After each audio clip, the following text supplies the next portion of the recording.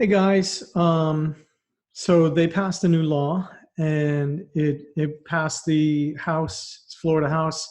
It's called HB, House Bill 767. And then yesterday it passed the Senate by unanimous vote.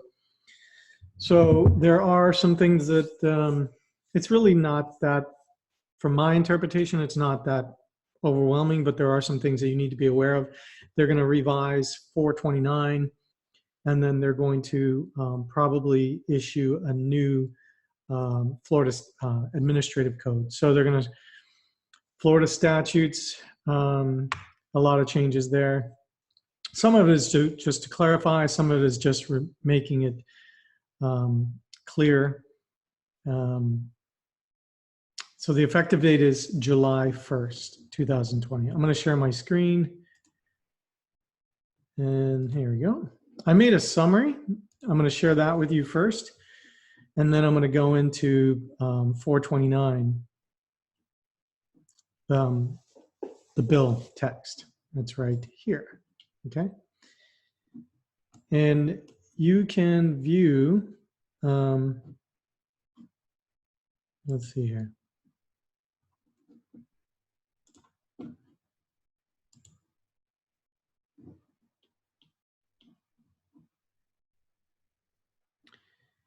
I think, did I put the, oh, that's the text.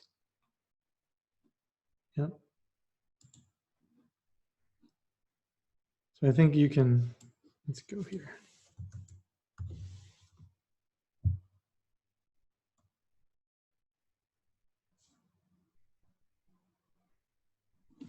So here you can see the bill, the history of the bill, where it was passed yesterday by 37 yeas, no nays.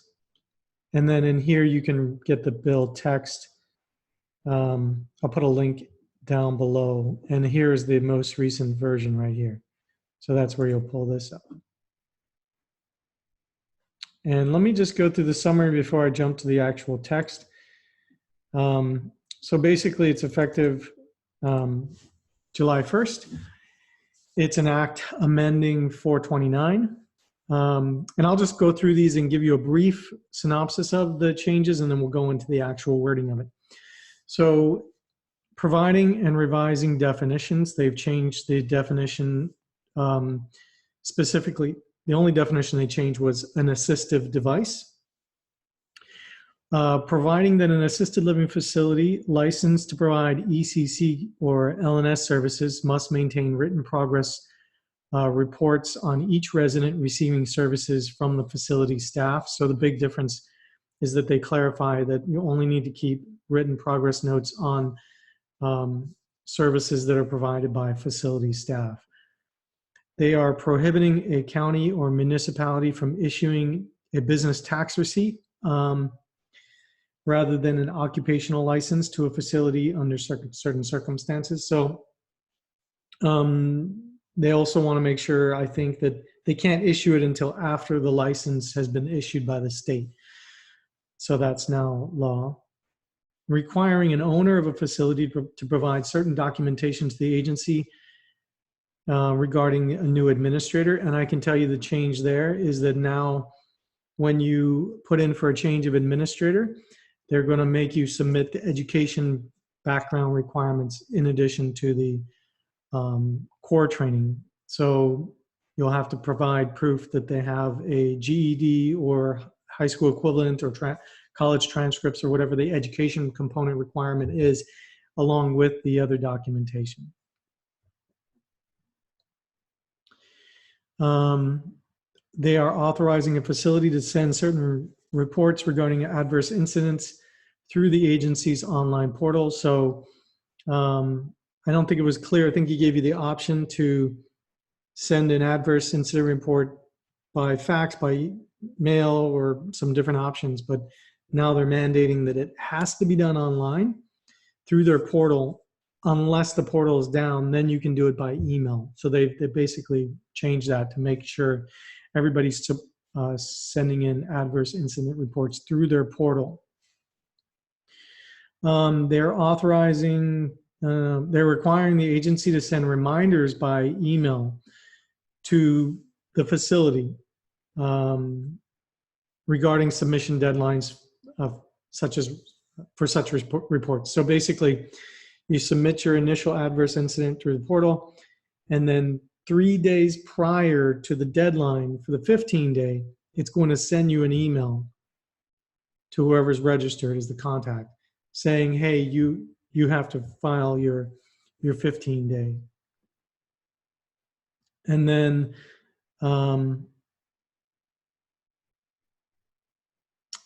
they are authorizing certain persons to change residents' bandages for specified purposes. So I think they're clarifying that a nurse basically, or like a licensed healthcare provider, can change bandages.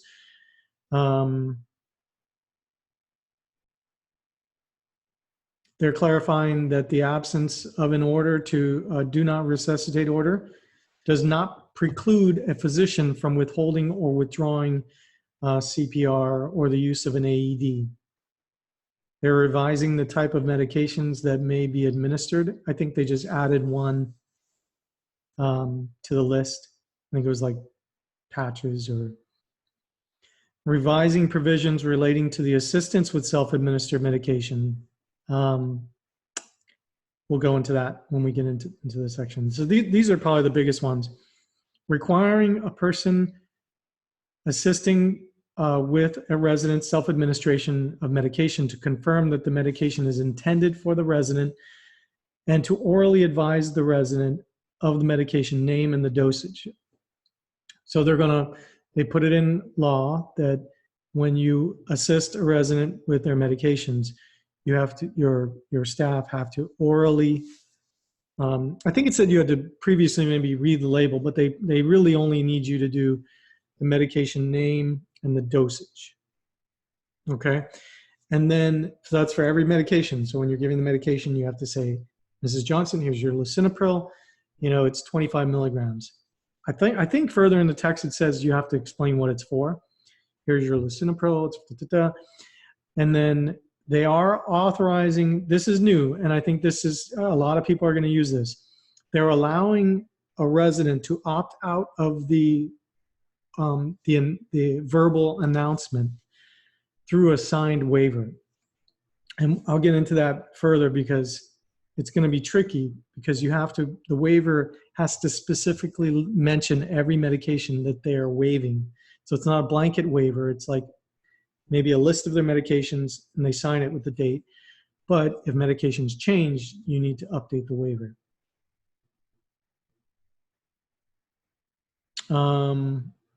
Requiring a person to authorize, revising provisions relating to certain medications that are not self-administered with assistance. I think that's PRN. Revising provisions relating to medications, including medical examinations within criteria used for admission to a facility, providing specified criteria for determinations of appropriateness for admission and continued residency.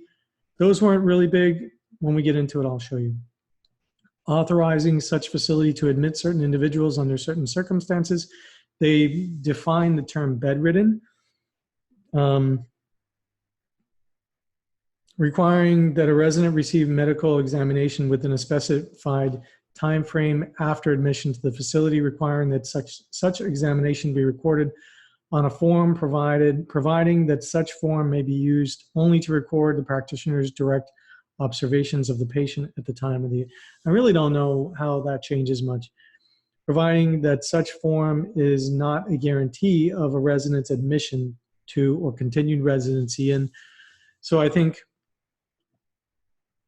who knows, maybe some families were upset because they had the health assessment form and they thought it was a guarantee to get into a facility, but it's clearly stating in the law that it's not a guarantee of residency or continued residency. They're revising provisions relating to the placement of residents by DCF, requiring a facility to notify a resident's representative or designee of the need for healthcare services and to assist in making appointments for such healthcare services. So I think that's not really a big one. It's you just have to notify them. It didn't clearly mention that. Requiring a facility to arrange with an appropriate healthcare provider for the services needed to treat a resident under certain circumstances, removing provisions relating to the retention of certain residents in a facility, providing requirements for a notice of relocation or termination of residency from a facility, revising provision requiring the agency to conduct a licensure survey to determine whether a facility has complied with certain standards. Some of these sound big, but they're really not that big of a deal. Like removing a requirement that the agency adopt certain rules, revising notice requirements for facilities that are terminating operations, requiring the agency to inform the state ombudsman immediately upon notice of a facility's termination of operations, removing provisions to conform to changes, requiring county emergency management agencies rather than local emergency. That's just a clarification. Requiring a facility to submit a comprehensive emergency management plan to the county emergency management agency within a specified time frame after its licensure. So that's interesting. After the licensure, you have a certain amount of time to submit your county emergency management plan. Revising criteria under which a facility must be fully inspected, revising standards for the care of residents provided by the facility, prohibiting the use of posy restraints in a facility, authorizing other physical restraints to be used under certain conditions in accordance with certain rules, requiring the agency to establish resident elopement drill requirements, requiring that elopement drills include a review of the facility's policies and procedures addressing elopement. So that's a small change. I'll show you. Requiring facilities document participation in such drills, revising provisions, requiring the agency to adopt the rule, and small thing.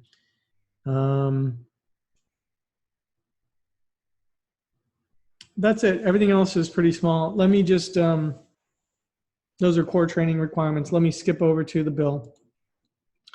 And that was the summary. I'm going to skip over to this, scroll down. Okay. So assistive device. I think this was a big part of the bill, is allowing people to remain in a facility or move into a facility if they required assistive devices. Assistive devices means any device designed or adapted to help a resident perform an action, a task, an activity of daily living, or a transfer, prevent a fall, or recover from a fall. The term does not include a total body lift or motorized sit-to-stand lift, with the exception of a chair lift or recliner lift that a resident is able to operate independently. So there's clearly saying like no Hoyer lifts or anything like that. So that's the definition section here.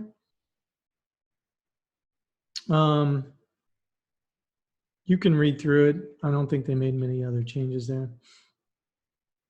Anything underlined is new. Anything with a line through it is eliminated from the version. Okay, so this is the beginning.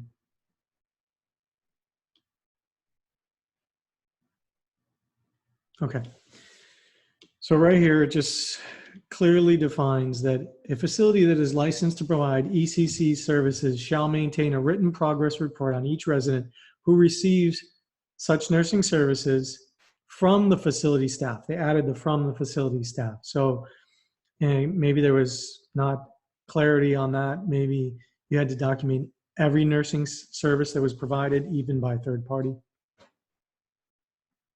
They did the same thing with L&S license as well. They add the clarity on that down here from the facility staff. This is the part where they talk about the municipality may not issue a business tax receipt that is being obtained for the purpose of operation of facility. Okay. Okay, this is the part about the administrator. The administrator, when you change of administrator, you have to also submit the educational requirements and has completed the applicable core training requirements. So,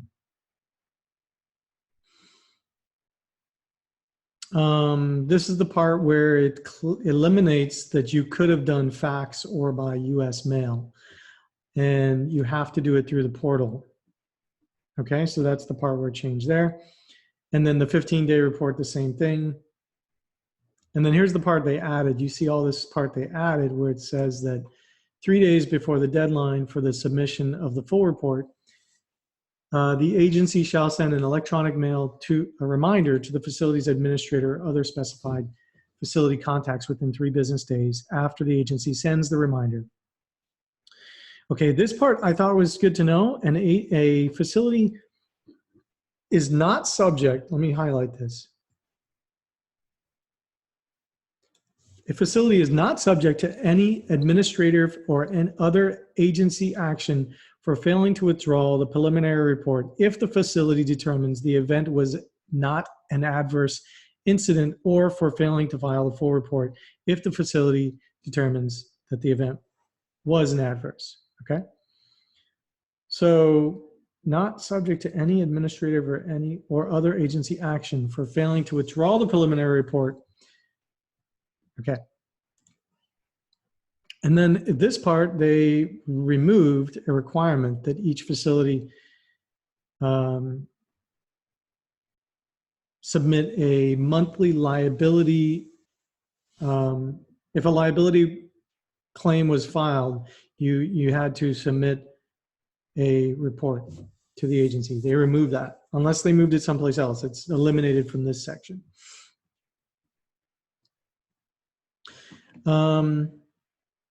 Okay, so this is use of personnel emergency care. Okay, I think it's this part here. It says this is anybody licensed under Chapter 464, which I believe is like nurses, nurse practitioners.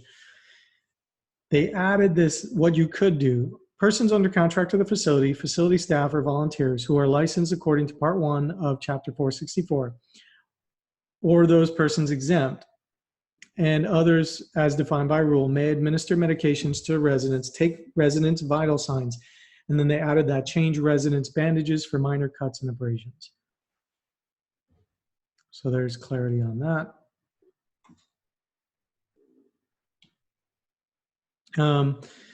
This is the part about the assistance with self-administered medication. And it explains that, and then it says here, for purposes of this section, self-administered medications include both legend over-the-counter oral dosage forms, topical dosage forms. They added the transdermal patches. Transdermal patches are allowed to be provided for self-administration, assistance with self-administration.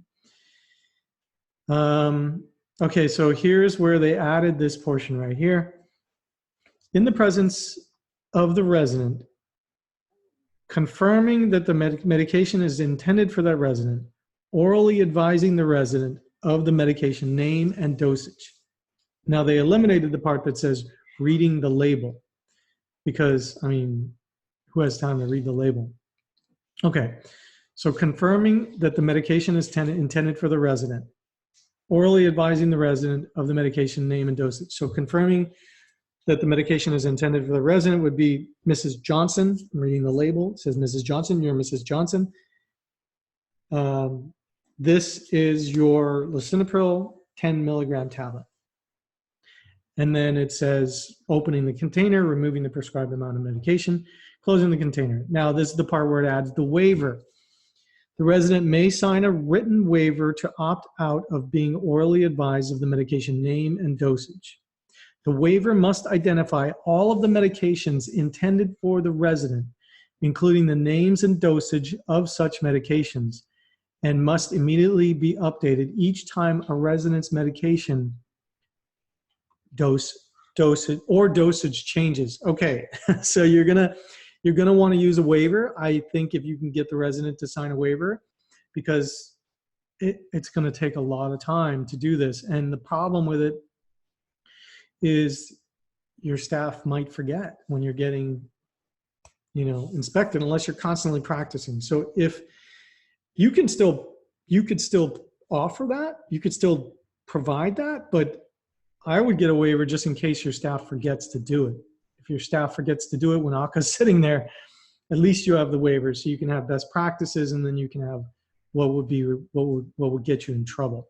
So this is the issue I see here. When you have a waiver that needs to identify all the medications intended for the resident, including the names and dosages of such medications, and must be immediately updated each time the resident medications or dosage changes, which means they move in, you have your waiver, you've got a printout of all their medications, they sign it, you sign it. Next month it's out of date, right? Everything changes. So what I would do is I would include it in your medication sheet, even just a sheet that says, whatever your waiver is, and it says the attached medication record, I authorize to, so it's attached to the monthly MOR, and and you have the resident sign it the beginning of the month when the new MORs come out. The only problem is that if the resident can't sign the waiver, then every month you'll be seeking out the responsible party to sign the record. But even then, even if they sign at the beginning of the month, if there's if lisinopril changes on the 15th, they'd need an updated entry. So let's say Mrs. Johnson signs it on the 1st. Your staff are trained. Mrs. Johnson signed them. Okay, she signs the waiver. It needs to look like a log sheet, and it have the resident's signature date, and then they sign it, authorizing the waiver every time to match the MOR. It's just my opinion. I have no idea how it's going to play out. Just something that you need to be aware of. If you want to implement a waiver, it's going to be a little complicated, but I think that if you can figure out a way to do it that meets your protocol, it'll save you. I mean, that can fit into your routine. They added here, I think, assisting residents, they added the assist with rectal, urethral, and vaginal, because maybe people thought they could administer, so they added the words there. That's not a big deal. Okay, this part they changed, and assisting with medications ordered by a physician or healthcare professional with prescriptive authority to be given as needed. PRN medications. So previously, this is what it said previously. Unless the order is written with specific parameters that preclude independent judgment on the part of the unlicensed person, and at the request of a competent resident. So before it said that you could provide as needed medication as long as it didn't preclude independent judgment, and it was at the request of a competent resident. And what they did now is they added, and the resident requesting the medication is aware of his or her need for the medication and understands the purpose for taking the medication. Okay, so you have somebody that has ad needed. I don't really know how it's going to play out, when inspectors come and you have Mrs. Johnson as needed for, pain medication. Let's just use that. Or you know what? We have people that actually request an agitation medication or a pain medication or something like that. So they could go, I don't know, they could go to Mrs. Johnson and say, Mrs. Johnson, are you aware of this medication or of the need and of the purpose of taking this medication? I don't know. You got to be aware that they could specifically question your residents on, on the medication, the need, and the purpose. Yeah. Okay. These health assessment parts, I don't really know how this changes anything because they added this into the health assessment. Appropriateness of placement examinations of residents. The following criteria apply to, okay, so basically they say you need a healthcare examination offered or arranged for by the facility in accordance with the facility policy. The following criteria apply to the determination of appropriateness for admission and continued residency of an individual in a facility. A facility may admit or retain a resident who receives a healthcare service or treatment that is designed to be provided within a private residential setting if all requirements for providing that service or treatment are met by the facility or a third party. I don't really know. You guys, what do you guys think about that? It sounds like they're trying to make it more flexible for you to take people in who receive healthcare services or treatments that is designed to be provided in a private residential setting, as long as it's provided by the facility or a third party. Sounds like it could give you cover. What do you guys think? A facility may admit or retain a resident who requires the use of an assistive device. I told you that. And then have you guys had controversy over assistive devices? And they clearly defined it in the definition section. And I think that this was a major point of the modernization bill. A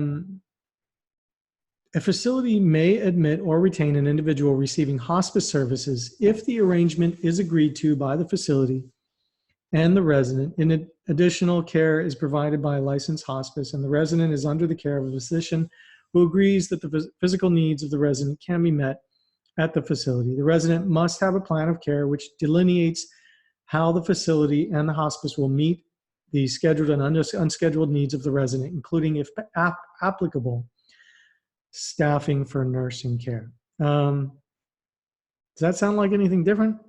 Sounds like pretty much the same, but it's clearly saying you can take people on hospice. Okay, so this part was interesting. Except for a resident who is receiving hospice services as provided above. So anybody on hospice. The facility may not admit or retain a resident who is bedridden or requires 24-hour nursing supervision. So if I'm interpreting that right, it says that you could take in a hospice resident who is bedridden. And you can retain somebody who's bedridden if they move on to hospice, which I don't think that's changed at all.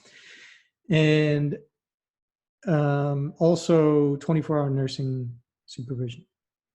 For purpose of this paragraph, the term bedridden means that a resident is confined to a bed because of the inability to move, turn, or reposition without total physical assistance, transfer to a chair or wheelchair without total physical assistance, sit safely in a chair or wheelchair without personal assistance or a physical restraint.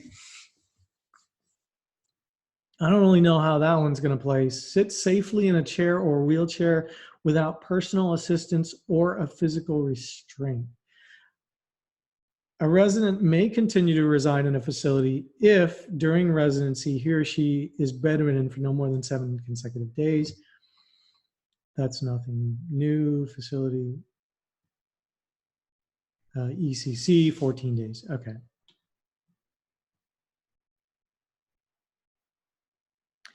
So they added here a physician, physician assistant, or advanced practiced registered nurse. They clarified the term there. And they added it again here. Advanced practiced registered nurse. Okay, so they need to be, each resident must have been examined by a licensed physician, a licensed physician assistant, or a licensed advanced practice registered nurse within 60 days before admission to the facility or within 30 days after admission to the facility, except as provided in 429.07. The information for the medical examination must be recorded on the practitioner's form. I don't really know what's different there.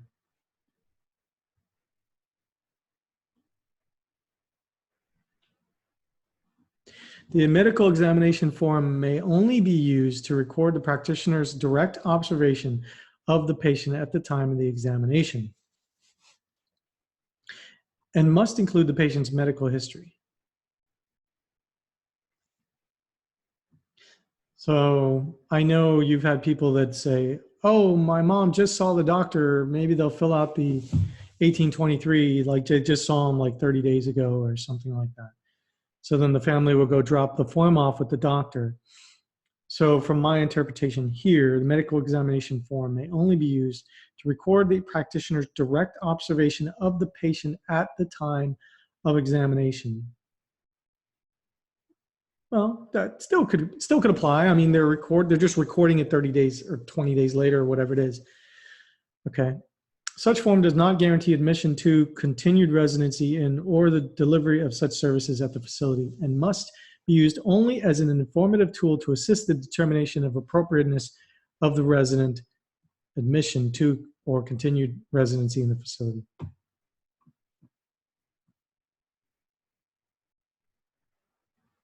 I don't see anything new there. 60 days. Yeah. They just changed the language a little bit there.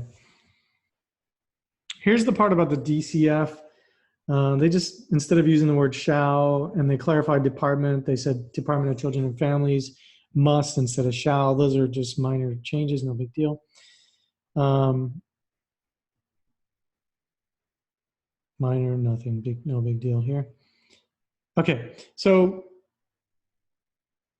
no, the facility shall notify the licensed physician with when a resident exhibits signs of dementia or cognitive impairment. The notification must occur within 30 days. If the underlying condition is determined to exist, the facility, they added this part. It used to say shall arrange with the appropriate healthcare provider for services. They added that it must notify the resident's representative or designee of the need for healthcare services and then must assist in making appointments. So maybe there was a loophole that says you don't have to notify the families or the representative, but it sounds like you clarified it. If the resident does not have a representative or designee, or if the resident's representative or designee cannot be located or is unresponsive, the facility shall arrange with the appropriate healthcare provider for the necessary care and services to treat the condition.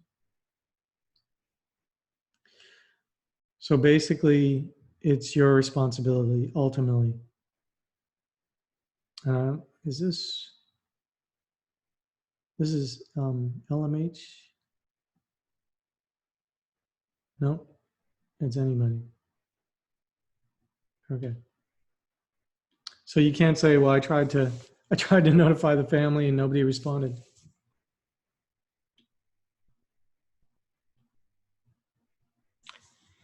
Down here, this is the part where they clarified that somebody who was on hospice could stay in your facility.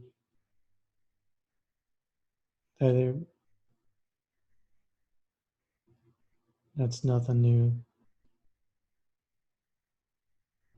They moved this section up above. See the hospice patient, they moved it above. Okay, so let's talk about this one for a second. So resident bill of rights, they're changing the resident bill of rights a little bit.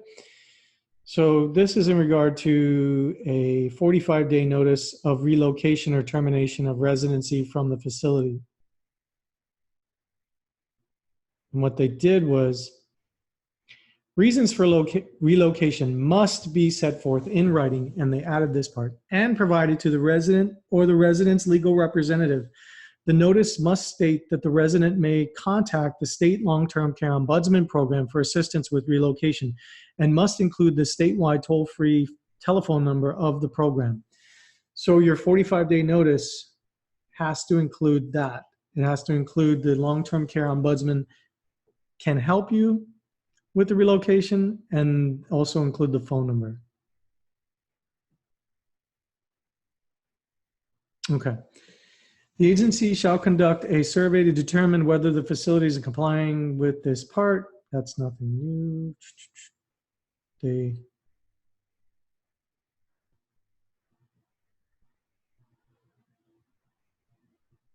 That's nothing new.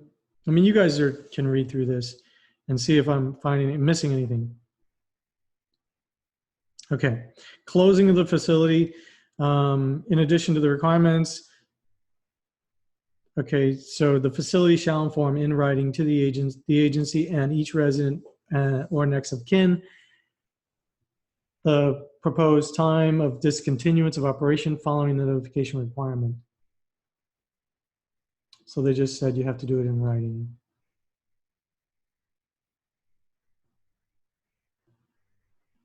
Okay.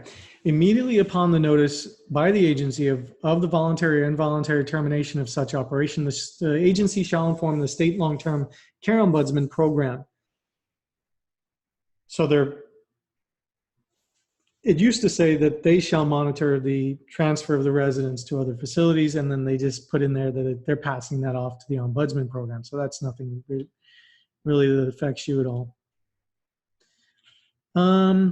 I don't know what this really means. Such rule shall also promote a safe and sanitary environment that is residential, non-institutional in design or nature, and may allow for technological advances in the provision of care, safety, and security, including the use of devices, equipment, and other security measures related to wandering management, emergency response, staff risk management, and general safety and security of the resident staff and the facility. I don't know why they added that, but I don't know. Anybody know? They moved the uniform fire safety standards to a different section. The requirements, so you have a requirement to maintain maintenance and the sanitary conditions. So they added the sanitary condition. I guess people were fighting that of the facilities.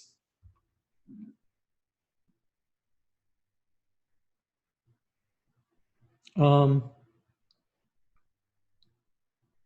they added the safe and decent living environment, including furnishings for residents, bedrooms or sleeping areas, locking devices, linens.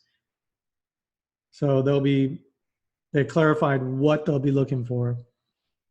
A safe and decent living environment, including furnishings for residents, bedrooms, sleeping areas, locking devices, linens. And they removed plumbing, heating, cooling, lighting, ventilation, living space.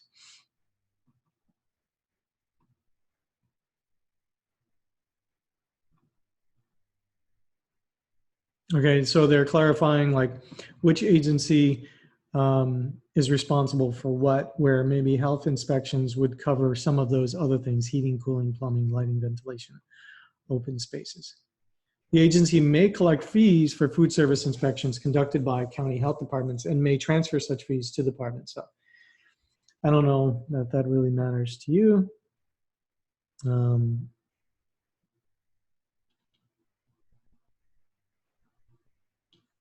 I think, is that it? Okay, there's the facility must submit a comprehensive emergency management plan to the county emergency management agency within 30 days after the issuance of a license. Oh, I know there was something about the training requirement. Let's skip ahead to that. So,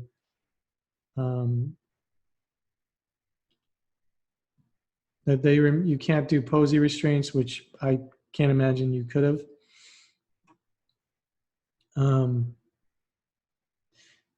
I've seen them remove this half bed rail 2 times in there. In the definitions, they remove the half bed rail. And here they remove the half bed rail. See, they said they removed the is limited to half bed rails as prescribed and documented by the resident's physicians and consented by the resident. So I wonder if they're going to allow to have full bed rails if you have a medical order anyway, which would make a lot of sense because you needed a doctor's order anyway. I wonder if they're allowing you to do full bed rails. We'll be following that, see if that changes.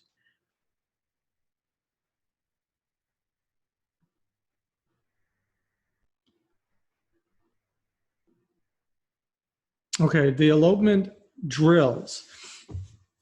They added in here that you still have to do your elopement drills 2 times a year, but you also have to include a review of the facility's procedures to address resident elopement. So that, and then you have to document like a log, a sign-in sheet that everybody's participating and that they've reviewed the policies and procedures. So I would have a sign-in sheet, and at the top it says, you know, I acknowledge that we have reviewed the facility's policies and procedures during our biannual, my semi-annual elopement drills.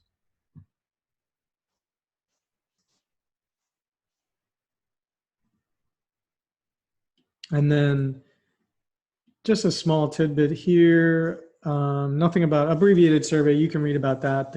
Maybe they clarify that a little bit. Uniform fire safety standards. I think they just moved it to a different section. I didn't see anything new. Ultimately, it's still up to everything's referring to NFPA 101, the current edition.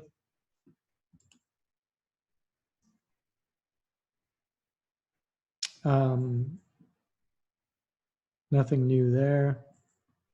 Unless you guys see something new. I didn't notice any. Staff training requirements. So for your in-services, what I noticed is that's core training. Okay. Staff assisting with self-administered medication. Before providing assistance, need to do the 6 hours and then the 2 hours of continuing education annually thereafter. Doesn't sound new to me. Okay, facility staff shall participate in in-service training relevant to their job duties as specified by the agency. Topics covered during the pre-service orientation are not required to be repeated during in-service training. So your pre-service you don't need to repeat the resident rights, and a single certificate of completion that covers all required in-service training topics may be issued to a participating staff member if the training is provided in a single training course. I think that was always allowed, but it's clearly specified. That's it. I don't think there's anything else for me to cover here. This is just about core training and how they come up with the criteria. That's it. So, you know, let me know what you guys think. And we're going to be doing these meetups. And I did this in a rush. So I hope next time I post a meetup, maybe everybody will join and we'll have 5 administrators on here talking. That would have been a lot more fun than just hearing me talk. Okay. Thanks, guys.